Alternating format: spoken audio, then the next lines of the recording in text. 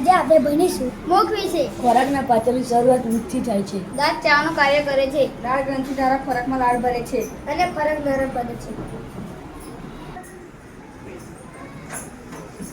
ખોરાક ચાવતી વખતે કયો રસ તેમાં ભળે છે? ખોરાક ચાવતી વખતે તેમાં લાળ રસ પડે છે. ખોરાક ચાવવાનું કાર્ય કોણ કરે છે? ખોરાક ચાવવાનું કાર્ય દાંત કરે છે.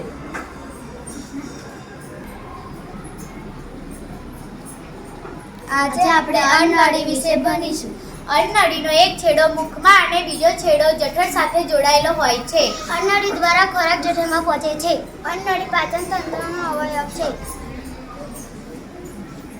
અન્નનળીનું મુખ્ય કાર્ય કયું છે? ખોરાકને જઠર સુધી પહોંચાડવાનું.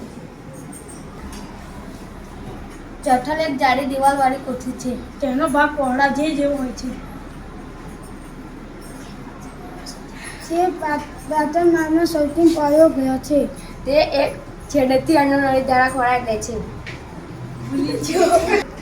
અને બીજા છેડે લાલા આંતરડામાં ખુલે છે. નાના આંતરડામાં. બરાબર. જઠરનું મુખ્ય કાર્ય કયું છે? જઠરનું મુખ્ય કાર્ય ખોરાકને વલોવવાનું છે. જઠરમાં ખોરાક શું થાય? વલોવે. વલોવાય છે. સરસ.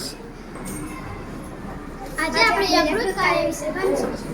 યકૃત વિશે ભણીશું. સરસ. યકૃત એ લાળા સ્ફોટતા બદામી રંગની ઉદરની જમણી બાજુ ઉપરના ભાગે આવેલી ગ્રંથિ છે. તે આપણના શરીરની સૌથી મોટી ગ્રંથિ છે. તે પિત્તરસનો સ્રાવ કરે છે.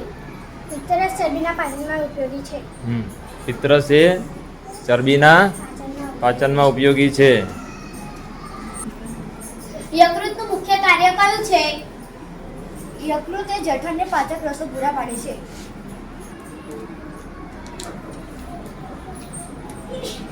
આજે આપણે ભણીશું સ્વાદુપિંડ વિશે.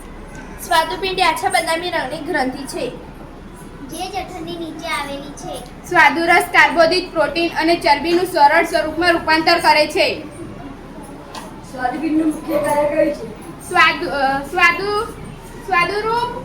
સ્વાદુરસ કાર્બોદિત પ્રોટીન અને ચરબીનું સરળ સ્વરૂપમાં રૂપાંતર કરે છે. આજે આપણે ભણીશું નાના આંતરડા વિશે. નાનું આંતરડું એટલે ગુચ્ચાના આડે 7.5 મીટર જેટલું લાંબુ હોય છે. તે યકૃત અને સ્વાદપિંડો દ્વારા પાચન માટેના સ્રાવો મેળવે છે. તે દિવાલો પર સ્રાવ કરે છે. નાનું આંતરડું કેટલા મીટરનું હોય છે? નાનું આંતરડું 7.5 મીટર જેટલું લાંબુ હોય છે.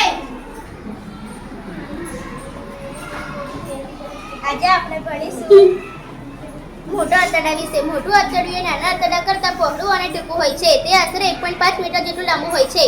તે અપાચક ખોરાકમાંથી પાણી અને કેટલાક સારવારનું શોષણ કરવાનું કાર્ય કરે છે.